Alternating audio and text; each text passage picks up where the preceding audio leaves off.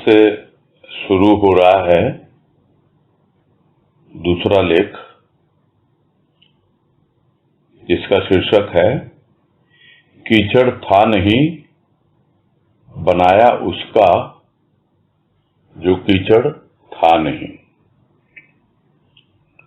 और शीर्षक ही अपने आप में स्पष्ट कर रहा है सब बातों को। यह लेख लिया गया है भावकण दूसरे भाग से।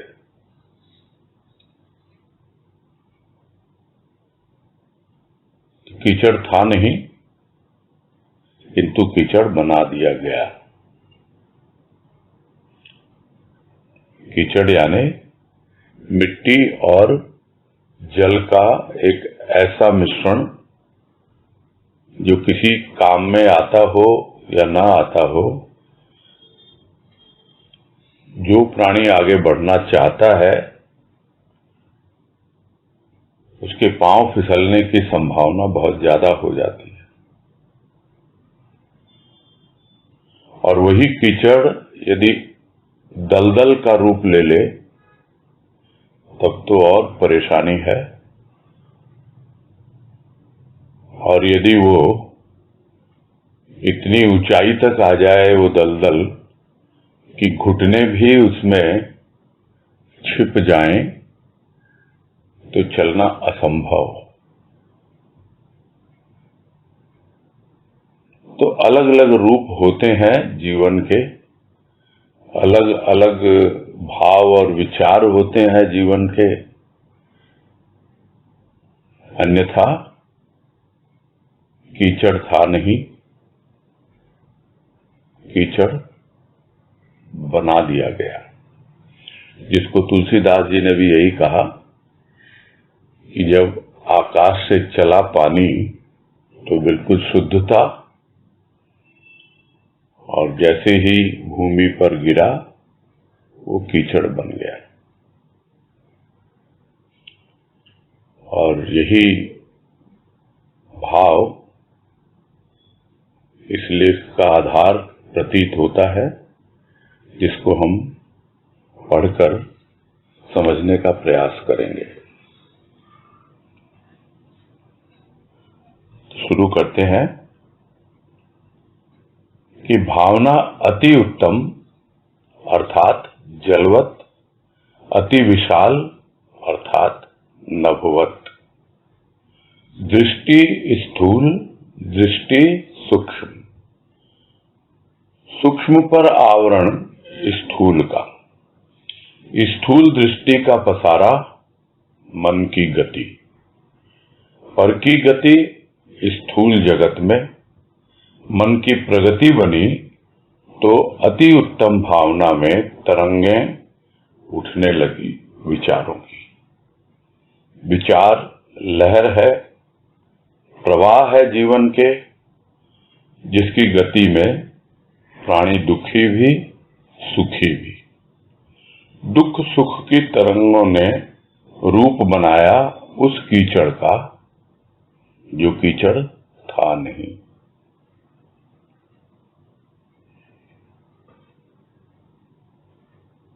तो भावना उत्तम है, हर किसी के भीतर वो उत्तम भावना छिपी हुई है, और उस उत्तम भावना का रूप बनता है जब वो जलवत होती है, और भावना विशाल भी है सबके भीतर जब वो नभवत होती है।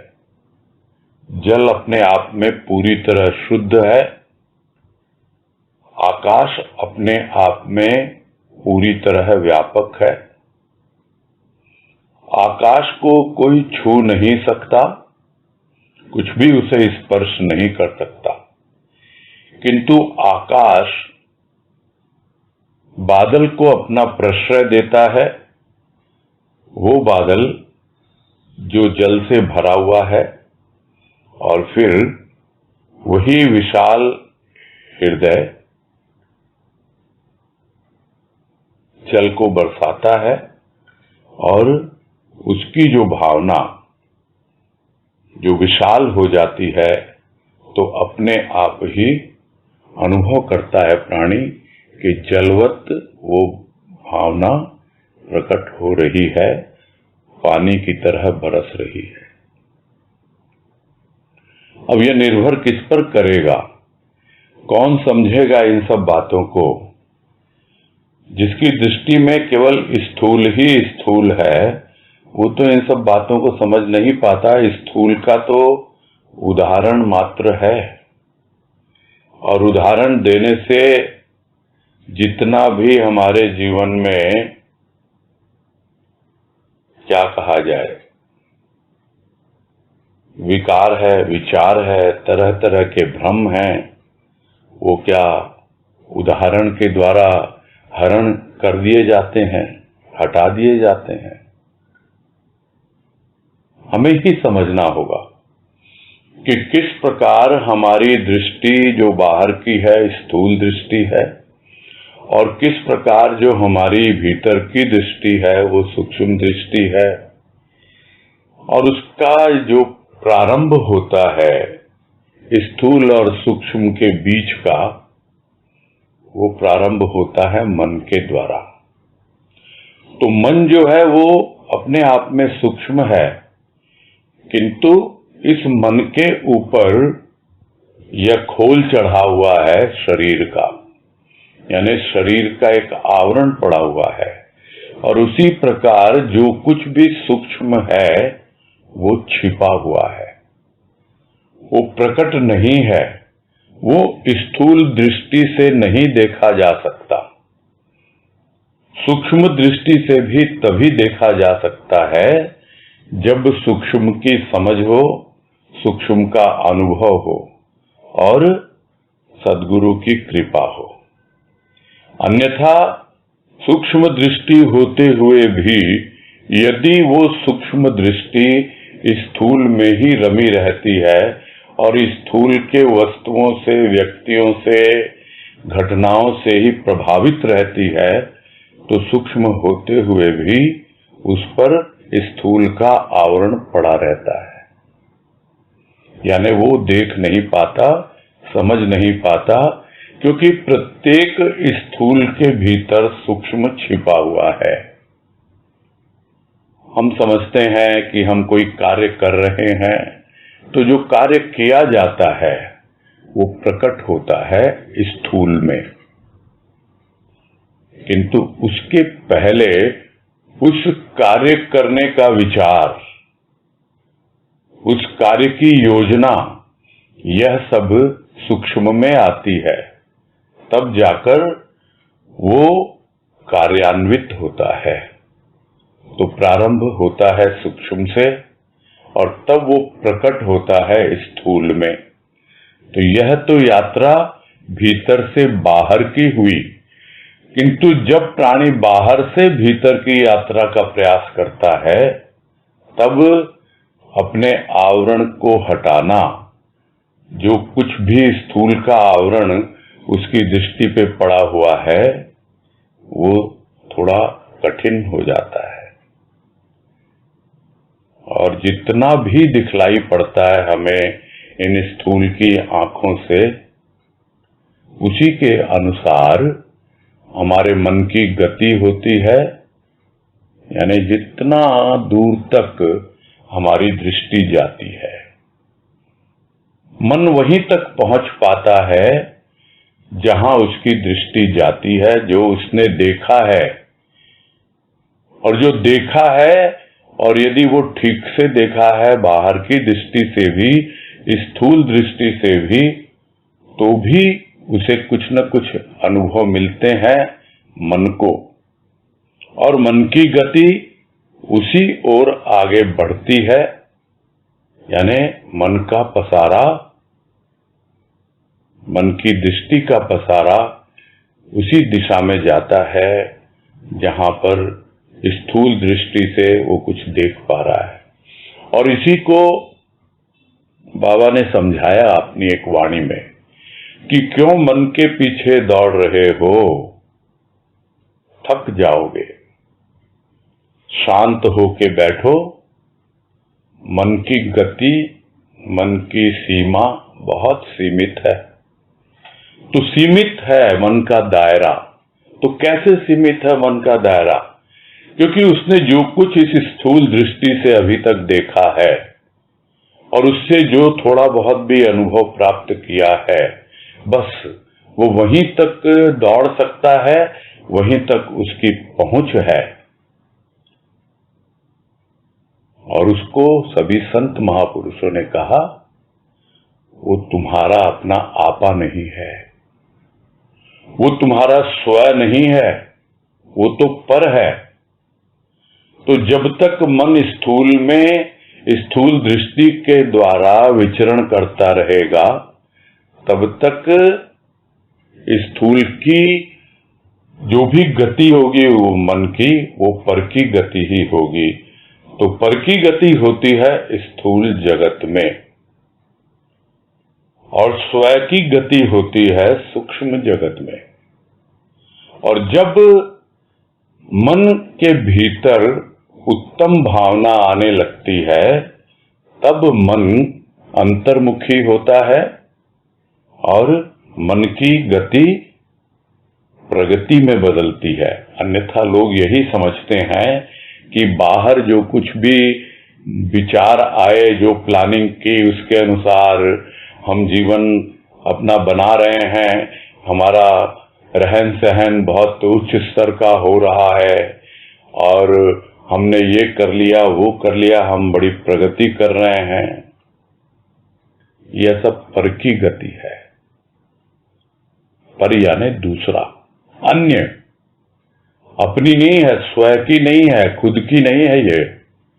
तो जो भी गति स्थूल जगत में होती है मन की, वो पर की गति है। जब वो अंतर्मुखी होगा, भीतर की ओर आएगा, तभी वो मन की प्रगति कहलाएगी। बाहर की प्रगति का कोई विशेष महत्व नहीं रहता है। तो मन की जब प्रगति होती है, तब जो भीतर छिपी हुई अति उत्तम भावनाएं होती हैं मन में, जो दबी हुई थी, वो अब बाहर प्रकट होने लगती हैं।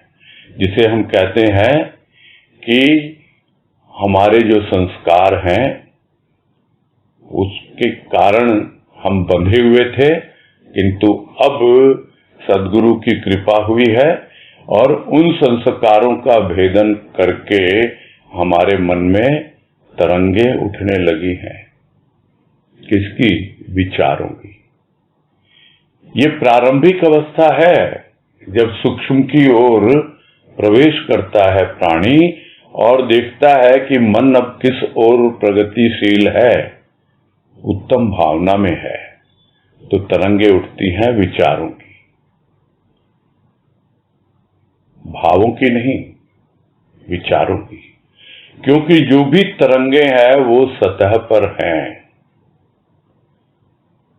तो उन्हीं विचारों में प्राणी खेलता रहता है, थोड़ा भीतर भी जाता है, तो भी क्या है, विचार तो एक लहर है, एक तरंग है, एक प्रवाह है, बहता जा रहा है जीवन।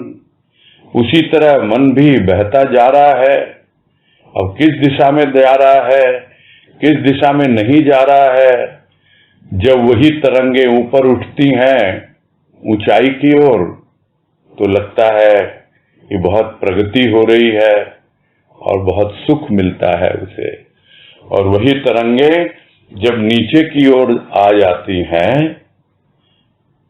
जिस तरह हम देखते हैं लहरें कैसी होती है, ऊपर नीचे, नीचे ऊपर, उसी में चलती रहती है। उसी तरह जीवन में जो गति होती है, उसमें दुख भी आता है, सुख भी आता है। ऊपर उठती हैं तो बड़ा सुख मिलता है, नीचे आती हैं तो दुख हो जाता है, परेशान हो जाता है प्राणी।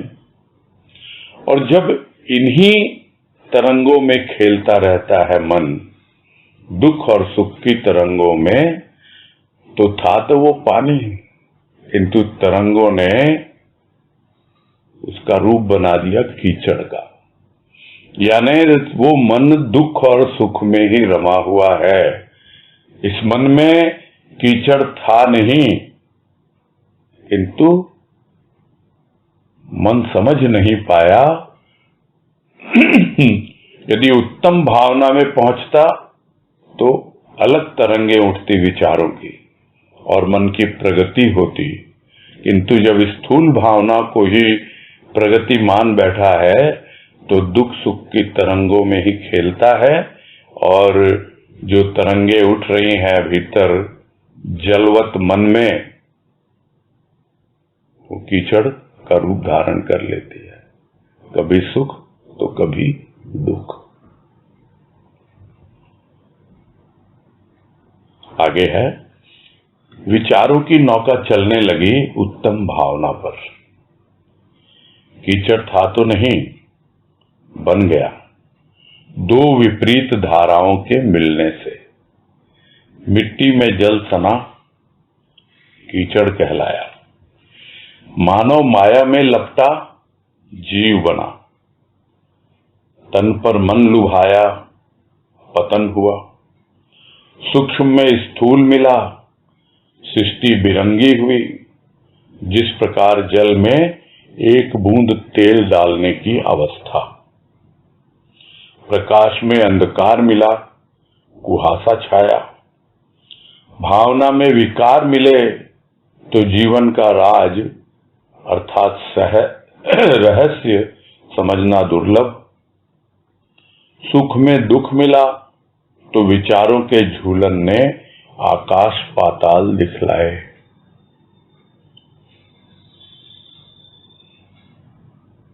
तो जो उत्तम भावना थोड़ी बहुत आई भी, जो ऊपर ऊपर जल था, उस पर चलने लगी विचारों की नौका। और जब नौका चली विचारों की, तब प्राणी समझ पाता है या नहीं समझ पाता है, किंतु जो थोड़ा बहुत समझता है कि यह जो कीचड़ बना वो कैसे बना, दो विपरीत धाराओं के मिलने से। यानी मन तो चाहता है कि वो सूक्ष्म में जाए, उन उत्तम भावनाओं पर विचारों की नौका चलाए, किंतु बार बार यह जो गति है स्थूल जगत में, वो खींच के उसको नीचे ले आती है। तो नीचे कीचड़ है और ऊपर जल है, तो नौका तो जल में चल रही है, कीचड़ में चल नहीं सकती। तो जब कीचड़ पूरी तरह बन जाता है दो विपरीत विचारधाराओं के कारण, तो फिर मिट्टी में जल सन जाता है। यानी स्थूल में वो जल यानी शुद्धता जो मन की है वो इस तरह मिल जाती है कि बस कीचड़ ही कीचड़। अब विचारों की नौका कैसे चले उत्तम भावनाओं पर, जब तक कीचड़ नीचे जम नहीं जाता और ऊपर जल आ नहीं जाता, तब तक विचारों की नौका चल नहीं पाती है। तो जब मिट्टी में जल सना तो उसका नाम दे दिया गया कीचड़। तो वो क्या अवस्था है मानव की, कि मानव माया में लिपटा हुआ है। तो जब तक मानव माया में लिपटा हुआ है तब तक वो कीचड़ में ही सना हुआ है। ये माया सूक्ष्म रूप में हर किसी ने इसका नाम कीचड़ ही दिया है, और जब उसमें लिपटा रहा तो कभी भी वो प्रगति नहीं कर पाया, मन आगे बढ़ नहीं पाया। वो जीव भाव में ही आजीवन यापन करता रहा अपना। तो मानव माया में लिपट गया, जीव बना रहा, और इस प्रकार मन जो है उसका पूरी तरह तन पर ही लुभायमान है, बार बार तन को ही देखता है, तन के संबंधित जो भी सामग्री है उसी के सौंदर्य प्रसाधन में लगा रहता है। मन के बारे में, मन की सुंदरता के बारे में कोई विचार ही नहीं करता।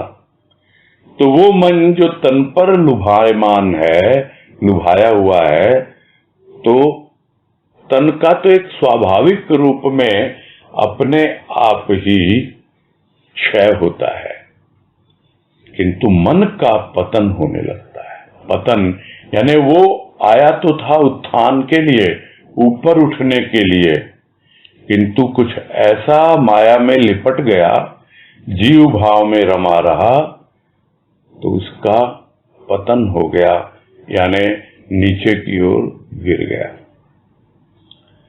थोड़ा बहुत जो समझने की कोशिश करता है प्राणी, तो देखता है क्या है जीवन,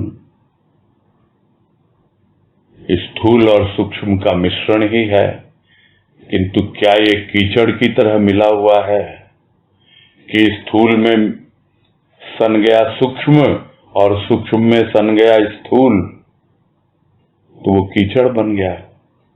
यहां पे सना नहीं, सूक्ष्म में स्थूल कुछ इस तरह से मिल गया कि जैसे जल के ऊपर एक तेल की बूंद डाल दी जाए तो सब रंग प्रकट हो जाते हैं, उसको सृष्टि रंग बिरंगी दिखलाई देने लगती है। और वो है क्या? वो एक प्रकार का इल्यूजन है। इल्यूजन यानी भ्रम है। हम देखते हैं बरसात के दिनों में इंद्रधनुष दिखलाई पड़ता है, दिखलाई पड़ता है। यह एक प्राकृतिक घटना है, और कोई अगर चाहे कि मैं उस इंद्रधनुष को पकड़ लूं और पकड़ के अपने अधिकार में ले लूं, वो संभव नहीं होता है। उसी तरह है, जब सूक्ष्म के भीतर में कोई स्थूल की एक छोटी सी भावना भी आ जाती है, जैसे जल तो था है सूक्ष्म, बिल्कुल उत्तम था, भावना एकदम उत्तम थी, प्रभु का दिया हुआ भाव भी बहुत सुंदर था, उसका प्रेम भी बड़ा आकर्षक था, किंतु जैसे ही उसमें स्थूल की भावना आई नहीं कि बस रंग बिरंगे रूप दिखने लग गए, और प्राणी उनके प्रलोभन में पड़ गया। इसीलिए बार बार बात आती है कि उसकी कृपा से यदि हमें कुछ भी सूक्ष्म में अनुभव मिलते हैं, उसमें स्थूल की मिलावट न की जाए। जैसे ही स्थूल उसमें मिलेगा तो इतना भ्रमित कर देगा कि हम उसको पकड़ने के पीछे दौड़ेंगे, किंतु वो हाथ नहीं आएगा। पूरा जीवन हाथ से यूं निकल जाता है जैसे कि मुट्ठी में से रेत निकल जाती है, पकड़ में नहीं आती है रेत। यही हालत होती है जीवन की। और फिर दूसरा उदाहरण यह है कि जैसे प्रकाश में अंधकार मिला, प्रकाश यानी सूक्ष्म में है, अंधकार स्थूल में है। स्थूल की चीजें हमेशा अंधकार की ओर खींच के ले जाएंगी, और सूक्ष्म की बातें प्रकाश की ओर हमारा गमन करती हैं, ले जाती हैं हमें। तो उस सूक्ष्म में जब स्थूल मिलता है यानी प्रकाश में अंधकार मिलता है, तो एक कुहासे का रूप ले लेता है, यानी हमें कुछ भी ठीक से दिखलाई नहीं देता, यानी वही भ्रम की अवस्था। कुछ दिखता है, कुछ नहीं दिखता है, ठीक से समझ में ही नहीं आता। तो इस प्रकार हमारी भावनाओं में जैसे ही स्थूल आता है, किसी न किसी रूप में विकार आ जाते हैं, और जब विकार आ जाते हैं तो हमारे विचार उन्हीं विकारों के इर्द गिर्द घूमने लगते हैं। और या फिर हमने कोई एक ऐसा विचार सोच रखा है, पाल रखा है, तो वो भी विचार अपनी सेना लेके आ जाता है और विकारों को शत्रु समझ के उससे लड़ने लगता है। तो इसमें ही पूरा जीवन व्यतीत हो जाता है, और किस लिए यह मानव जीवन मिला, किस लिए हमें संत की शरण मिली, उसका क्या आखिर रहस्य है, यह तो समझ पाना यहां कहा दुर्लभ है। दुर्लभ यानी बहुत कठिन है, कितना प्रयास कर लो वो लभ्य नहीं होता, यानी मिलता नहीं है। इसलिए एक सीधा सीधा फार्मूला यही है सब बातों का सार, कि जो भी थोड़ी बहुत हमें सद्गुरु की कृपा से प्रेम की, भाव की, सूक्ष्म में जो भी अनुभूति होती है, उसमें स्थूल की मिलावट न करें। इन सब बातों का सार यही है। जब उनको हम स्थूल में लगा देते हैं तो वही कीचड़ बन जाता है। वो शुद्ध जल था, हमारी भावना अति उत्तम थी, किंतु उस सूक्ष्म को हमने स्थूल में डाल दिया तो वो कीचड़ बन गया। और कई उदाहरण दिए हैं यहां पर। तो सृष्टि बेरंगी हो गई, बिरंगी हो गई और समझ में नहीं आ रहा क्या हुआ नहीं हुआ। अंधकार मिल गया, प्रकाश में तो कुहासा छा गया, फिर क्या जीवन है, रहस्य समझ ही नहीं पाता है प्राणी। और इसी प्रकार जीवन में आते रहेंगे फिर सुख दुख, दुख सुख, और प्राणी झूले में पेंग मारता रहेगा, कभी ऊपर कभी नीचे। तो विचार इसी तरह सुख और दुख के झूले में झूलते रहेंगे। कभी ऊपर को जाएंगे तो लगेगा आहा मैं तो पहुंच गया आकाश में, और कभी नीचे को चले जाएंगे तो लगेगा ओ मैं कहां गड्ढे में गिर गया, पाताल में आ गया। तो यही है खेल जीवन का, यह विचारों का झूला है। कभी ऊपर कभी नीचे, कभी सुख कभी दुख। और इसलिए वो जीवन का राज रहस्य समझ नहीं पाता, क्योंकि उसकी भावना में अभी शुद्ध विचार नहीं है, विकार मिश्रित। आगे है, भूमि वह भूमि है जो उन पदार्थों को पैदा करती है जो प्राणी के मन तन का आधार है। तन का आधार है, उसे तो प्राणी उदर पूर्ति के रूप में उपभोग कर ही रहा है, लेकिन मन का आधार तो जब सूक्ष्म दृष्टि पर से स्थूल आवरण हटता है तभी समझ सकता है, तथा रस प्राप्त कर जीवन सरस बनाता। तो बार बार स्थूल को कंडेम किया जाता है।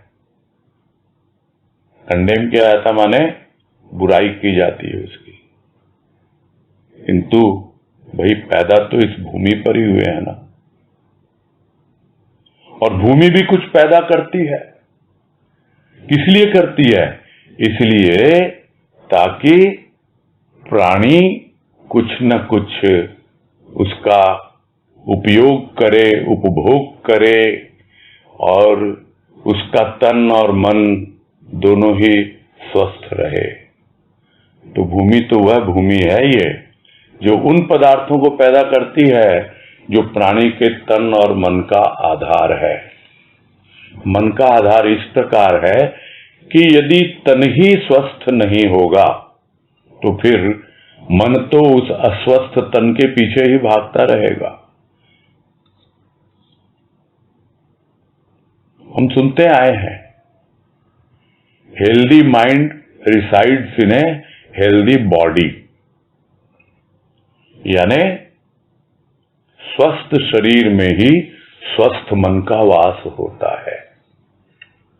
कुछ अंशों में यह सही हो सकता है, किंतु यदि मन स्वस्थ है तो शरीर की अस्वस्थता भी हम नजरअंदाज कर देते हैं। जो भी उसका इलाज करवाना है कराते हैं। शरीर में कोई व्याधि है, कोई रोग है, कोई परेशानी है, किंतु वैसे में यदि हमारा मन विचलित हो गया तो फिर शरीर जो हो सकता है स्वस्थ हो जाए, वो और ज्यादा रुग्ण हो जाए, और ज्यादा बीमार हो जाए। तो भूमि ने तो हमें सब कुछ दिया है, किंतु हमारे मन की भूमि ने हमें क्या दिया है वो हमें देखना है। तो तन जो है उसके लिए तो दिया है इस भूमि ने, उसका आधार तो है ही, और अपनी उदर पूर्ति के लिए वो उसका उपभोग कर ही रहा है। किंतु मन कहां लगा हुआ है वो तो देखना होगा ना। तो मन यदि समझ पाए अपने आप को, और मन अपने आप को तभी समझेगा जब उसकी दृष्टि में सूक्ष्म भाव आएगा, यानी सूक्ष्म दृष्टि उसे मिलेगी। सूक्ष्म दृष्टि है उसके पास, मन के पास है सूक्ष्म दृष्टि, किंतु इस पर आवरण पड़ा हुआ है स्थूल का, जो बार बार बातें आती हैं, क्योंकि मन बाहर ही दौड़ता रहता है। जो अभी भी थोड़ी देर पहले बात आई कि मन तो लगा ही हुआ है बाहर बाहर, और इन सब बातों को इतने अच्छे ढंग से गुरुदेव ने अपने एक लेख में समझाया है, जिसका शीर्षक है मन और तन, और उनकी कृपा से इसका विश्लेषण भी हुआ था इसी लॉकडाउन पीरियड में पिछले साल। तो उसमें एकदम स्पष्ट हो जाता है कि मन करना तो बहुत कुछ चाहता है, किंतु अभी उसके ऊपर स्थूल का ही आवरण पड़ा हुआ है। सूक्ष्म दृष्टि तो है उसके पास, किंतु जिसको कहते हैं कि आंखें तो है, किंतु अभी पलकें मूंदी हुई है, बंद है अभी। तो जब तक पलकें खुलेंगी नहीं, यानी आवरण हटेगा नहीं, तब तक वो समझ नहीं पाता कि उसका क्या आधार है मन का। मन का आधार तो सूक्ष्म ही है, और वो सूक्ष्म दृष्टि पर जो एक आवरण पड़ा हुआ है स्थूल का, वो यदि हटे तभी समझ पाए। और जब समझ पाए तो अपने आप ही वो जीवन किस लिए मिला है वो समझेगा, किस प्रकार से प्रेम और भाव का रसपान करते हुए अपना जीवन यापन करना है वो समझेगा। और जब इस तरह का जीवन व्यतीत करेगा तो स्वयं ही उसको पता लगेगा कि मेरा जीवन सरस हो गया, रसपूर्ण हो गया। शरीर स्वस्थ, मन भी स्वस्थ। अब तो यात्रा कहां की है? भीतर की। भीतर जहां स्व स्थित है। जब स्वस्थ होगा मन, तभी स्व की ओर बढ़ेगा, और जिस दिन पहुंच जाएगा स्व तक, तब वास्तव में पूरी उसकी आंतरिक स्वस्थता उसको पता लगेगी। यानी प्राणी जब स्वयं में स्थित हो जाता है, तभी हर प्रकार से वो स्वस्थ हो जाता है। तो अभी रसपान मिल रहा है, रस प्राप्त कर रहा है, जीवन सरस बना रहा है, और आगे की यात्रा को तय कर रहा है, स्वस्थ होकर, निर्भय होकर। किंतु यदि लगा रहा है स्थूल में ही, तो सूक्ष्म दृष्टि होते हुए भी बार बार उस पर स्थूल का आवरण आता रहता है। आगे है, रस खोजता है स्थूल में, किंतु रस का जनक सूक्ष्म है। दृष्टि ही खोजी तथा खोदी है। स्थूल सूक्ष्म का खेल। स्थूल दृष्टि ने खो दिया अपने जीवन का अमूल्य धन, किंतु सूक्ष्म दृष्टि ने जिसमें स्थूल ने खोया, उसी में पाया। सूक्ष्म पर आवरण स्थूल के लिए मन के रण का कारण बना। मन चंचल, बुद्धि भ्रमित, चित्त चिंतित, अहंकार ने सर उठाया तन बल और धन बल पर। ये जितने वर्णन किए जाते हैं, जो भी हम लोग पहले भी सुन चुके हैं, पढ़ चुके हैं, उस पे मनन चिंतन भी कर चुके हैं, चाहे वो गुरुदेव ने किए, चाहे बीवी जी के, चाहे राज माँ के, और अब सुलोचना मौसी जी के कर रहे हैं। इन सब का सार तो वही है, बस इनका उद्देश्य क्या होता है? उद्देश्य यह है कि हमें जो रस मिल भी गया थोड़ा बहुत, हम उसको समझें और उसको जिएं, तब हमारा जीवन सरस बनेगा। और नहीं तो क्या था जीवन? रस खोजता था, स्थूल में खोजता था, जानता ही नहीं था कि स्थूल में कोई रस है ही नहीं।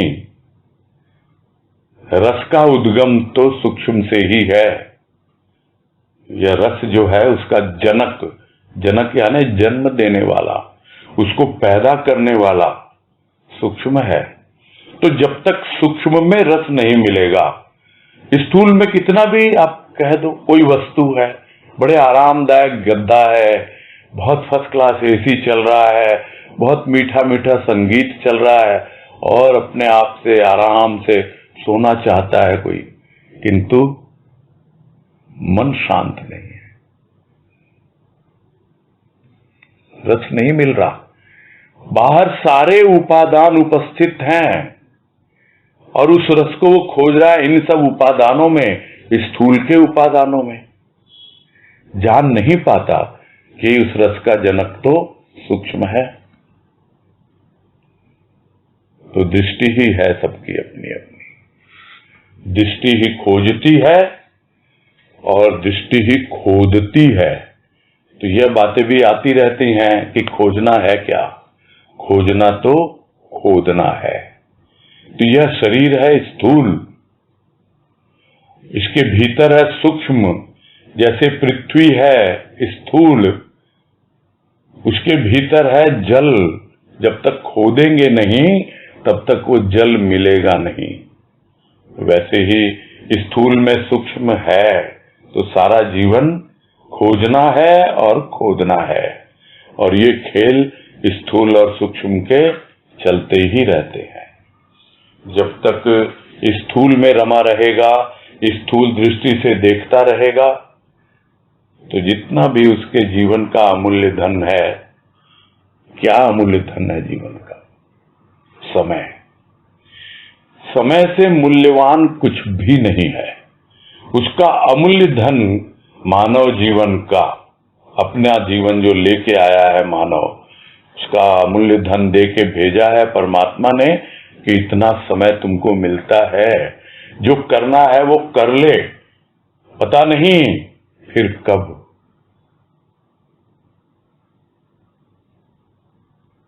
सब यही कहते हैं कि कब क्या हो जाए, काल करे सो आज कर, आज करे सो अब, पल में प्रलय होएगी, बहुरी करेगा कब। फिर कब करेगा पता नहीं, कल प्रलय हो जाए तो। बहुत सीमित समय है, और ये जीवन का अमूल्य धन ये समय ही है और कुछ भी नहीं है। तो इस तरह समय गुजर रहा है। स्थूल दृष्टि में खोता जा रहा था समय, किंतु जैसे ही सूक्ष्म दृष्टि मिली सद्गुरु की कृपा से, तब जो जीवन वो बिता रहा था, आ रहा था, जा रहा था, न जाने किन किन जगहों पर, मंदिरों में, मस्जिदों में, गुरुद्वारे में माथा टेक रहा था, तो कर तो रहा ही था स्थूल में कुछ न कुछ, किंतु वो सूक्ष्म दृष्टि नहीं थी कि ये क्या दर दर भटक रहा है तू, एक जगह टिक जा। और जब एक जगह टिका तो भी क्या, वहां भी आ रहा था, जा रहा था, देखा देखी, अरे उसने हमको बोला, वो हमारे रिश्ते में है, बोले चलो सत्संग में, बहुत सुंदर सत्संग है, आते हैं सत्संग में, जाते हैं सत्संग से। जिस तरह कोई मंदिर रोज आता जाता है, वो आदतें सुधरती नहीं है। कई लोगों से चर्चा हो चुकी है मेरी, ये बड़ा सौभाग्य मानता हूं मैं। पूछा उनसे, भाई साहब आप सत्संग में आते हो? नहीं, सत्संग में तो नहीं आ पाता हूं, लेकिन मंदिर रोज जाता हूं। मैंने कहा मंदिर मतलब सदन रोज जाता हूं, दर्शन करता हूं। तो यहां आकर भी वही आदतें, क्या जीवन जी रहा है प्राणी। दृष्टि में खोज होनी चाहिए, और वो बिना सत्संग में सूक्ष्म दृष्टि मिले नहीं हो सकती। तो जो स्थूल में जहां खोया था ना, वहीं पे पाया। फिर कब पाया? जब सूक्ष्म दृष्टि सदगुरु की कृपा से मिली कि अरे तू समय तो ऐसे ही बर्बाद कर रहा है, आ रहा है जा रहा है, सब कुछ देने वाले ने तुझे दिया है, ये दरबार दिया, ये सत्संग सदन दिया, सत्संग दी, आ रहा है, किंतु फिर भी भाव ग्रहण नहीं कर पा रहा।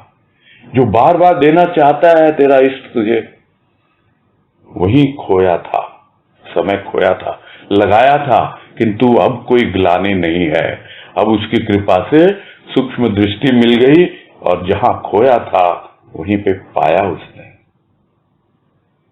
क्योंकि पहले सूक्ष्म पर आवरण था, स्थूल का आवरण था, और इसीलिए वो भीतर भीतर विचारों का द्वंद्व चल रहा था, विचारों का रण चल रहा था। तो वो मन के रण का कारण बन रहा था, क्योंकि पहले समझ नहीं पा रहा था। जैसे ही सूक्ष्म की दृष्टि मिली तो एक नया जीवन प्रारंभ हुआ। और नहीं तो सबको समझना ही है, बार बार बातें आती है कि मन तो हमेशा चंचल बना ही रहता है, थोड़ी देर को लगेगा भी, सूक्ष्म में रमेगा भी, लेकिन फिर दौड़ दौड़ के स्थूल में आ जाएगा। बुद्धि का भ्रम दूर होता नहीं, बुद्धि भ्रमित रहती है, चित्त में हमेशा चिंता लगी रहती है। तो बुद्धि का भ्रम कहां से दूर हो? बुद्धि का भ्रम दूर होता है विवेक से। जब तक विवेक नहीं जागेगा, और ये एक बहुत बड़ी विशेषता है अपने सत्संग में कि यह भाव एक ऐसी विधि दे रखी है गुरुदेव ने, ये एक ऐसा माध्यम हमें दे रखा है कि जिससे हम जहां चाहें पहुंच सकते हैं, और अपना विवेक भी बड़े आराम से जागृत कर देता है यह भाव, और बुद्धि का भ्रम भी दूर कर देता है। और स्वाभाविक है, जो चित्त में चिंता लगी रहती है वो तो दूर कर ही देता है, एक चिंतन देता है। यानी चित्त चिंतन करने लगता है, मन जो चंचल था वो ठहर जाता है उसके भावों में। हाँ, यह जो अहंकार है उसके तो बहुत सारे सर हैं भाई, समझना मुश्किल है। किसी के पास तन बल है, किसी के पास धन बल है, किसी के पास कुछ और बल है, और ये जो थोथे बल हैं उसी को वो अपना बलशाली समझ रहा है कि मैं बहुत बलशाली हूं। सबसे बलशाली तो तुम्हारा अहंकार है। ये तन बल धन बल कुछ नहीं है, तुम्हारे भीतर जन्म जन्मांतर से जो घुसा हुआ है भीतर, उसको समझ नहीं पाता है प्राणी। छोटी छोटी बातें, छोटे छोटे विचार, जो विचारों के कण इतने जन्मों से जमकर पत्थर का रूप ले चुके हैं, चट्टान का रूप ले चुके हैं। यह रूप है अहंकार का, और वो अहंकार सर उठा के चलता है। उस सर पे कितना बोझ होगा जो सर उठा के चल रहा है अहंकार। यह पत्थर का, चट्टान का बोझ है उसके सर पर। हमेशा बस देखे किसी अहंकारी को,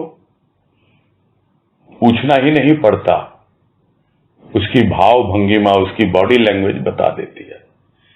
तो मन चंचल, बुद्धि भ्रमित, चित्त चिंतित, इन सबको तो कुछ न कुछ किया जा सकता है। और ये गुरुदेव ने एक वाणी में भी समझाया है कि तुमको सदगुरु की कृपा से इन सब का इलाज मिल जाता है, किंतु अहंकार तो तभी विसर्जित होता है जब वो स्वयं अपने ऊपर कृपा करे। इसलिए अपनी कृपा बहुत आवश्यक है। देखे, अपने आप को समझे। जब तक मन बुद्धि चित्त इन सब को पार नहीं कर लेता या उनकी जो अवस्था है उनको समझ के अहंकार को भी नहीं समझता, तब तक प्राणी अहंकार का सर मर्दन नहीं कर पाता। हम कह सकते हैं रावण जैसा अहंकार तो नहीं है, किंतु उससे कम भी नहीं है। तो जब तक राम का अवतार नहीं होता हमारे भीतर, रोम रोम में राम नहीं रम जाता, तब तक यह अहंकार, इसका मर्दन होगा नहीं। आगे है, जल भी पवित्र था, जिसकी प्राप्ति से तन मन शीतल हो जाते थे, किंतु ऋतु के प्रभाव से गंदला हुआ और कीचड़ बना। फिर भी कमल की उत्पत्ति कीचड़ से होते हुए भी हुई, कीचड़ होते हुए भी हुई। प्राणी की पवित्र भावना में विकार मिले तो जीवन ही बर्बाद हुआ। मानो जीव नहीं शिव था।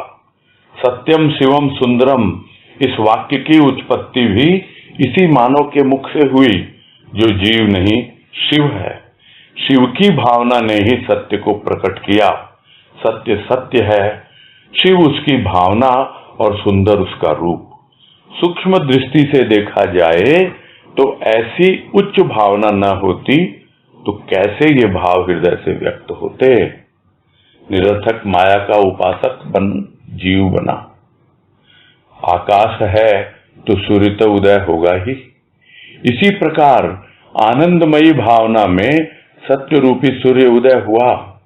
सत्य शिव से अलग नहीं, शिव ही सत्य और सत्य ही शिव। सुंदर रूप तो परिभाषा है। इस पैराग्राफ में बहुत तरह की बातें आई हैं, जिनको हम एक एक करके समझने का प्रयास करेंगे। यदि आज समय सीमित रहा तो कल फिर से इसको कंटिन्यू करेंगे। अभी यही समझना है जो बात शुरू से हो रही है। कीचड़ था नहीं, कीचड़ बना दिया गया। तो जल पवित्र था। पवित्र होता ही है जल, शुद्ध होता ही है, और उसकी प्राप्ति जब होती है तो स्वाभाविक है तन भी शीतल होता है, मन भी शीतल होता है। हो जाते हैं और हो जाते थे, किंतु ये ऋतुओं का प्रभाव, जो कल परसों भी बात आई कि वातावरण में जो धूल है, जो गैसेस है, जो गंदगी है, जब बारिश होती है तब वो उसको लेके आती है नीचे। यह है ऋतु का प्रभाव।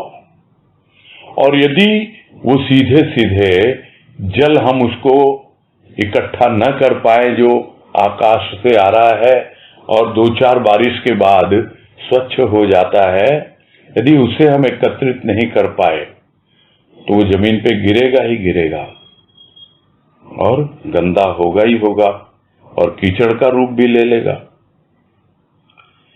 किंतु कीचड़ से भी कमल खिल सकता है, यह भी हम देखते हैं कि कोई बात नहीं। आज यदि हमें ऐसा प्रतीत होता है कि हमने तो जो जीवन में जल का जो शुद्धता का भाव था वो हमने स्थूल में मिलाकर, मिट्टी में मिलाकर के कीचड़ बना दिया, तो भी उससे कमल की उत्पत्ति हो सकती है।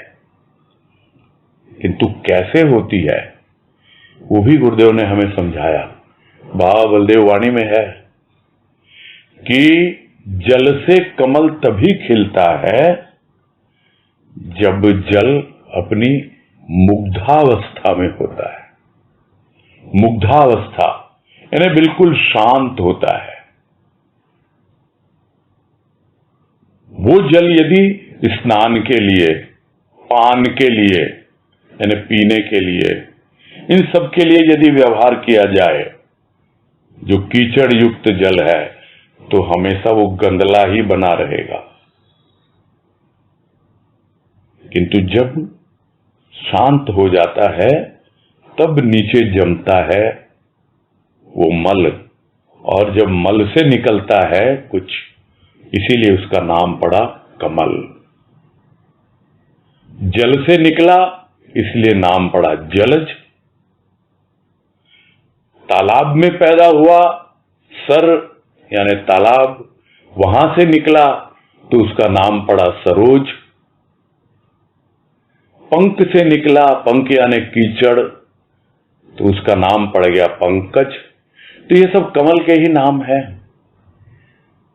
और इसके पीछे समझना क्या है हमको, कि जब तक भीतर में शांति नहीं आएगी, जब तक मुग्धावस्था नहीं बनेगी भीतर, तब तक कीचड़ होते हुए भी कमल की उत्पत्ति नहीं हो पाती है। तो पवित्र भावना में विकार मिल जाते हैं, स्वाभाविक है। तो जीवन क्या है सबको पता है कि जल की तरह पवित्र है भावना, और उसमें विकार मिल गए तो कीचड़ का रूप बन गया, जीवन बर्बाद हो गया। तो मानव था तो शिव रूप, जीव नहीं था। और इसी मानव के मुख से ही यह बात कही गई है कि तू कौन है, तू सत्यम शिवम सुंदरम है। तू जीव नहीं है, तू शिव है। इस बात को भी संत महापुरुषों ने कहा है, वो भी मानव ही हैं, किंतु उनके भीतर शिव की भावना जब पूरी तरह से ओतप्रोत हो गई, वो कल्याण की भावना, जीव मात्र के कल्याण की भावना। क्योंकि एक समय था जब वो भी जीव भाव में ही थे, किंतु जब जीवत्व से शिवत्व तक पहुंचे तो अपने तत्व को जाना, और तब उस शिव की भावना ने उसके ही भीतर उस सत्य को प्रकट कर दिया। सत्य अपने आप प्रकट हो जाता है। जो पहले भी बात आई है और गुरुदेव की वाणी भी है कि संत होते क्या हैं? संत होते हैं सत्य का व्यक्त रूप। यानी सत्य को यदि कोई व्यक्त करता है तो वो संत करता है। और कब करता है? जब वो पूरी तरह शिव भाव में स्थित रहता है। तो शिव की भावना वही सत्य को प्रकट करती है। तो सत्य ही है, और जब वो आगे बढ़ती है भावना के रूप में, क्योंकि सत्य में कोई भावना नहीं है, सत्य अपने आप में बिल्कुल शुद्ध बुद्ध निर्लेप है। किंतु जब वो भावना आगे बढ़ती है तब वो शिव का रूप लेती है, और धीरे धीरे इतनी सौंदर्य से भर जाती है। जो बातें हम लोग करते रहे हैं बार बार कि बाहर का रूप, भीतर का रूप और स्वरूप, तो इन तीन अवस्थाओं से जब गुजरता है वो सत्य, जब उसके भीतर शिव की भावना आती है तो अलग रूप बनता है, तब वो अरूपी रहता है।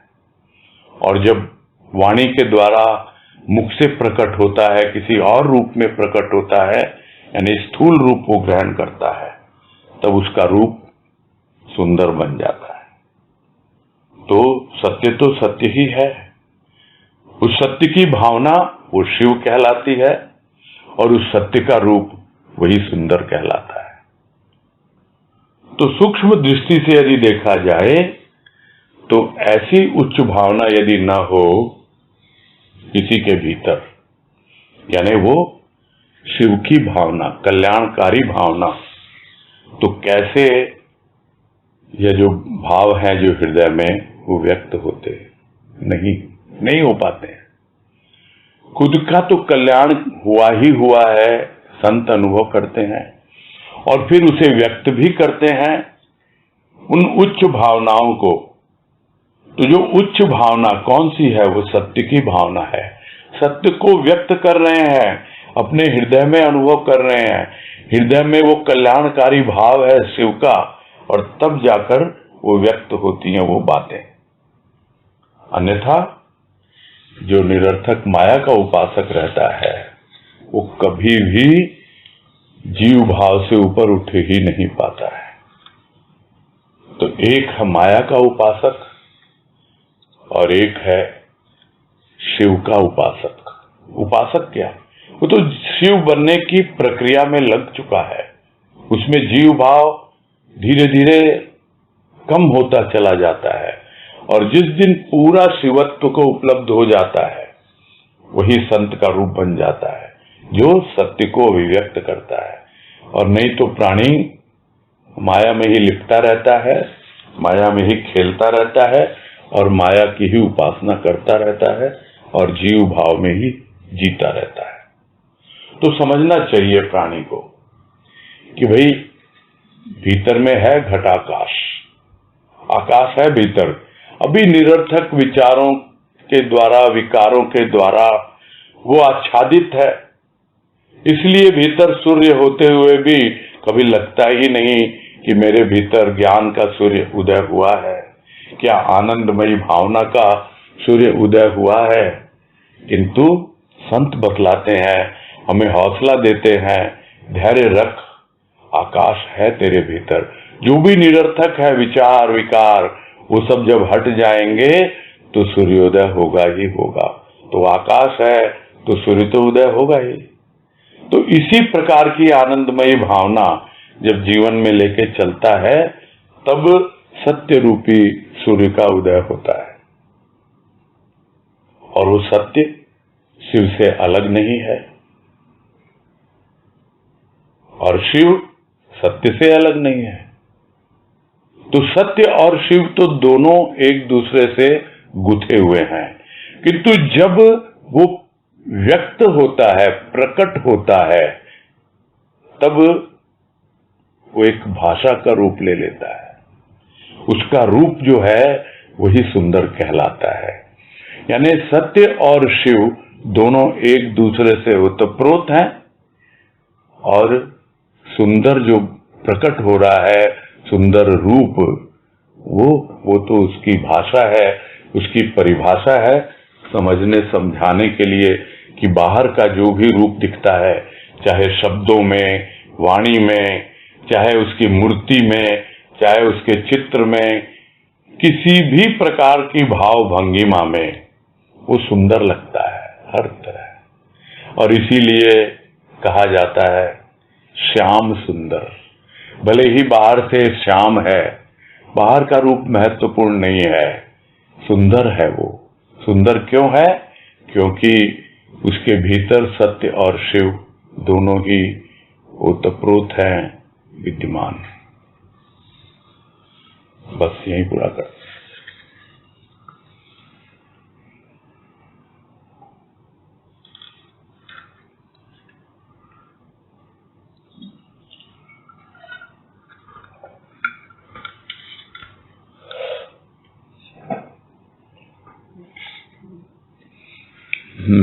समय बड़ा सीमित है और 3 हैंड रेज हैं, तो जैसा हम कहते आए हैं कि पहले हम उसको ही प्रेफरेंस देते हैं जो नए लोग होते हैं, तो लक्ष्मी गुप्ता इनको दिया जाए।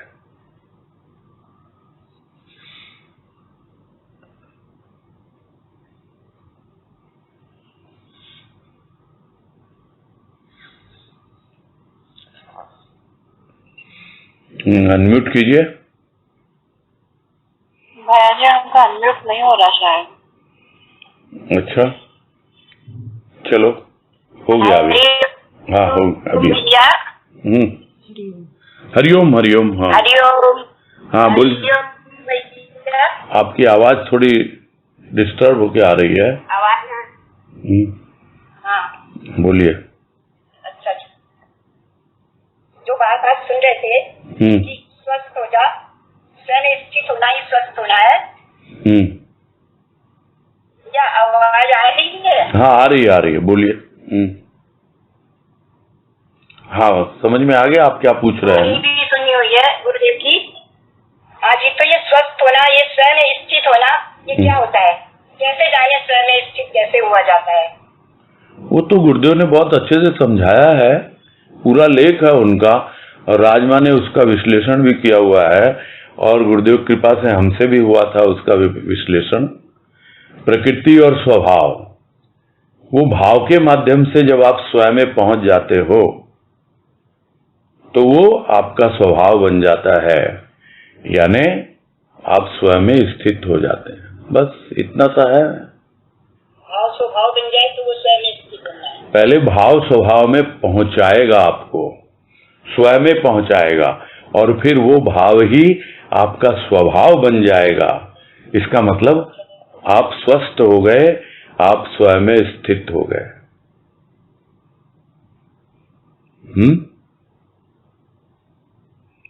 आपको फिर से पढ़ना, माँ ने जो लिखा हुआ है, और या फिर जो भी विश्लेषण हुआ ऑडियो, वो भी YouTube पर है, उसको सुनना।